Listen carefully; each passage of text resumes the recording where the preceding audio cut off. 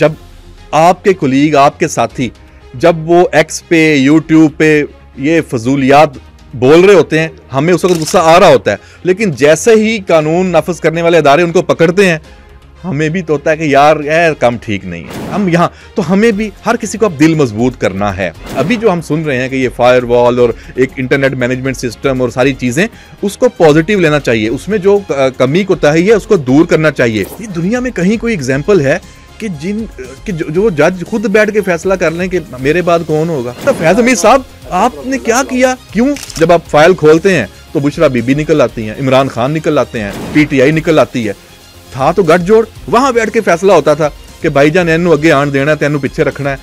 ये जो social media का एक मामला है जिसमें सारी हदूद क्रॉस कर दी जाती हैं, पाकिस्तान के मफादात का कोई ख्याल नहीं किया जाता, इसको कैसे हैंडल किया जा सकता है? ये बड़ा मुश्किल काम है इस वक्त। इसमें हम भी जज्बाती हो जाते हैं। जब आपके कुलीग, आपके साथी, जब वो एक्स पे, यूट्यूब पे ये फजूलियात बोल रहे होते हैं, हमें उस वक्त गुस्सा आ रहा होता है, लेकिन जैसे ही कानून नाफिज करने वाले अदारे उनको पकड़ते हैं, हमें भी तो होता है कि यार काम ठीक नहीं है। हम यहाँ तो हमें भी हर किसी को अब दिल मजबूत करना है, क्योंकि जब इस तरह की सूरत हाल हो तो आपके प्यारे भी रगड़े में आते हैं। तो फिर हम उसको के आज़ादी इज़हार राय, उसमें हम कह दें कि यार ये ठीक नहीं है। हम इस बात को हजम करने के लिए तैयार नहीं है कि सोशल मीडिया को रियासत के कानून के ताबे लाना चाहिए। भी जैसे प्रिंट मीडिया के कवानीन हैं, जैसे इलेक्ट्रॉनिक मीडिया को एक उसकी रेगुलेटरी अथॉरिटी कैमरा मौजूद है, सोशल मीडिया की क्यों नहीं? क्योंकि सारा तो शिफ्ट हो चुका है वहां, और ये सिर्फ क्या पाकिस्तान का मसला है? पूरी दुनिया का मसला है। तो इसमें हमें बहरहाल दिल मजबूत करना चाहिए। अभी जो हम सुन रहे हैं कि ये फायरवॉल और एक इंटरनेट मैनेजमेंट सिस्टम और सारी चीजें, उसको पॉजिटिव लेना चाहिए, उसमें जो कमी कोताही है उसको दूर करना चाहिए। ये नहीं है कि हम कहें कि ये नहीं। हमें कुछ ना कुछ तो तारक सुमेर साहब अब कॉम्प्रोमाइज से हटना होगा ना। चीन में क्या है, आपके सऊदी अरब में, यूएई में, अरब ममालिक में क्या है? सर छोड़ दें ये जो अभी यूके में क्या है, मैं यही बात करने लगा हूं। क्या हुआ है यूके में, क्या हुआ है, अमेरिका में क्या हुआ है, ट्रंप वाला जो वो वाकया है, सजाएं, अदालती निजाम। अच्छा, फिर यहाँ पे तो इन्हें अदालत लग जाएगी। लेकिन आप समझ जाएं, वो यहाँ पे हमारे जज हजरात जो है ना, डेट पे डेट देने के लिए बस डेट मार रहे हैं। नहीं, मैं डेट मारने की बात नहीं, फैसला नहीं करना। 9 मई के केसेस की मैं बात, हर किस्म के फैसला करना है, मीडिया के भी। भाई किसी को बरी करना है, बरी करो, किसी को सजा देनी सजा दो। अगर कोई मजलूम है, जेल में पड़ा हुआ है, तो ये तो अभी कातिल है कोई, उसको सजा हुई, 22 साल बाद मुकदमा आप लगा रहे हैं। कितनी अफसोसनाक सूरत हाल देखें, कितनी अफसोसनाक सूरत हाल है। बिल्कुल।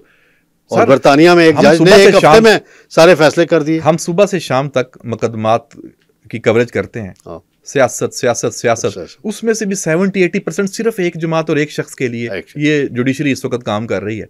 बाकी मुल्क फारग है। और जुडिशरी का भी कुछ करना होगा, मिन्नत करके। मैं नहीं कह रहा करना होगा तो मुराद ये नहीं है कि उनको उठाएं, लेकिन उनके साथ भी बैठना होगा, सबको। और उसमें देखें, और ये भी तय करना होगा कि बालादस्त कौन है पाकिस्तान के आइन के तहत। ये भी फैसला अब करना होगा। जो गलती उस वक्त 18वीं तरमीम के बाद 19वीं तरमीम की थी उसको अंडू करना होगा। दबाव में आए थे, उसको अंडू करना होगा। जो पार्लियामेंट की एक कमेटी बनाई गई थी जो अदलिया की अपॉइंटमेंट्स के लिए, उसको कठपुतली और रबर स्टैंप उस 19वीं तरमीम के जरिए बनाया गया, उसको रिवर्स करना होगा। पार्लियामेंट बाख्तियार होनी चाहिए। कल या परसों लॉ मिनिस्टर आज़म नज़ीर तारड़, उन्होंने यही बात की है कि वो कमेटी तो ऐसे ही है, हम इसको जायज़ा लेंगे, ले रहे हैं, या उसे ख़त्म कर दें, कमेटी को ख़त्म कर दें, अदलिया खुद बनाए। बिल्कुल। ये दुनिया में कहीं कोई एग्जाम्पल है कि जो जज खुद बैठ के फैसला कर लें कि मेरे बाद कौन होगा और क्या ये कोई तरीका, फलां के चैम्बर से फलां वकील आ जाएगा। तो इस निज़ाम को तो बिल्कुल रिवर्स होना चाहिए। देखें, बिल्कुल ये जब तक ये नहीं होगा मामला आगे नहीं चलेंगे। अच्छा, ये बताएं, वक्त गुजरता जा रहा है, फैज़ हमीद साहब की मैं आखिरी आपसे पूछूंगा, अब किस स्टेज पे है और जो कोर्ट मार्शल का प्रोसीजर है उसमें कितनी सज़ा हो सकती है? बहुत सी इतलात इधर उधर से आ रही हैं कि जी उम्र कैद हो सकती है, कोई कहते हैं उससे सख्त सज़ा हो सकती है। अब किस स्टेज पे है वो केस की नोयत है, दर्जनों इसके मुख्तलिफ पहलू हैं, वो तो सबको पता है कि कितने किस्म के कोर्ट मार्शल की अदालतें हैं, उस पर हम नहीं जाते। जो बगावत है, जासूसी है, फांसी तक हो सकती है, उम्र कैद भी है, और बाकी कम से कम आपके जो रैंक्स वगैरह वापस ले लिए, ये भी सख्त सज़ा होती है। अच्छा, जुर्माने की सज़ाएं हो गई, हाँ, तो सज़ाएं हर नोयत की हैं।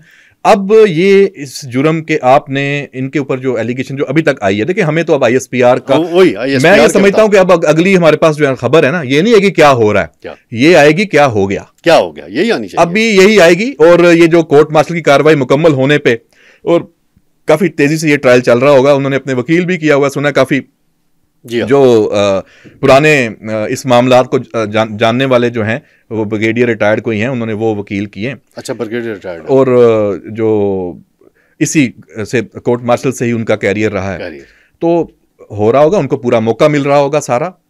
लेकिन ये जिस तरह से चीजें आ रही हैं ना, कि ओपन ट्रायल की बात, इमरान खान और आपस में सिक्योरिटीज राय का सवाल जवाब भी हुआ, उससे लग ये रहा है, बल्कि लग क्या रहा है, हमारे पास खबर है, इतने पक्के सबूत हैं तारिक सुमेर साहब। बदकिस्मती है, ये कोई खुशी की बात नहीं है कि इस लेवल पे हमारे जो अफसरान और लोग जो कौम की खिदमत भी कर रहे हैं, उनकी खिदमत भी होंगी, वो इन्वॉल्व हो जाते हैं चीजों पे।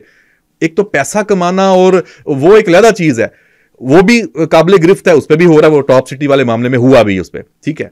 ये जो सियासी तौर पे और रिटायरमेंट के बाद और उसके दौरान भी ये प्लानिंग कि कौन सा अफसर है उसको आगे नहीं आने देना, उसका केस खराब कर दो, ये भी पहली दफा देखा है। उसके खिलाफ मतलब फैज अली साहब आपने क्या किया, क्यों, लेकिन किया क्यों, कि अकेले तो नहीं थे ना, नेक्सस था। जब आप फाइल खोलते हैं तो बुशरा बीबी निकल आती हैं, इमरान खान निकल आते हैं, PTI निकल आती है, था तो गठजोड़। वहां बैठ के फैसला होता था कि भाईजान एनू अगे आन देना है, तेनू पीछे रखना है, एनू फलां पोजीशन देनी है, एनू इथों हटवाना है, उसके हिसाब से गेम होती थी। फिर जो पैरेलल एक ISI का जो सिस्टम था, उसको ये नहीं कर सके, इन्होंने अपना एक पैरेलल निजाम बनाया, यहां खराबी हुई ना।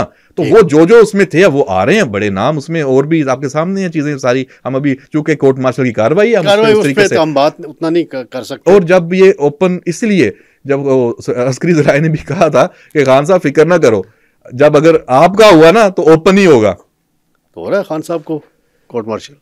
अभी देखें, ये एक सवाल है, होना तो चाहिए मार्शल या मिलिट्री कोर्ट में उनका ट्रायल।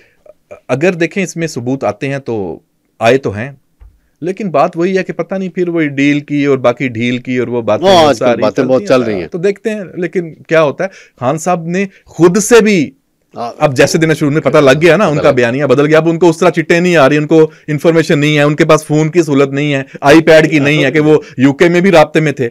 और तो और अभी तो ये भी इतलात हैं, मेच्योर हो गई तो धमाका है कि हाजिर सर्विस किसी जज के साथ भी राब्ता था जी।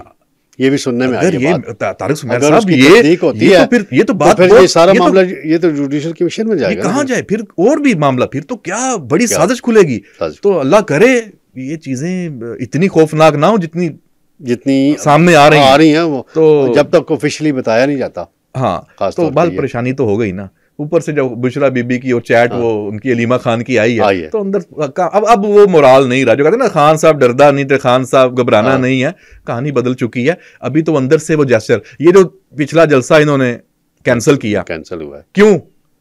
ये खुद से गुडविल जेस्चर के लिए हुआ कि भाईजान मैं तैयार हूं, आओ मेरे नाल गल करो, जो कहोगे कर लांगे। हाँ, लेकिन मैसेज दिया तो ठीक है ना। तो अभी अब देखते फिर, अभी देखें अब रियासत कितनी सीरियस है।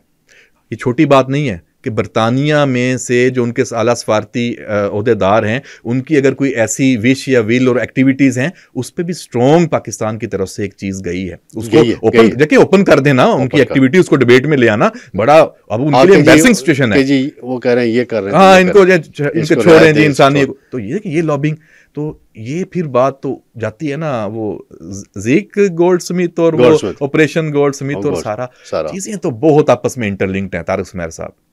और आने ये अगला हफ्ता जो है ना, ये एक कोर्ट मार्शल के हवाले से नहीं, ये पार्लियामेंट के हवाले से अहम है, खबरें आएंगी, देखते हैं अहमद भाई।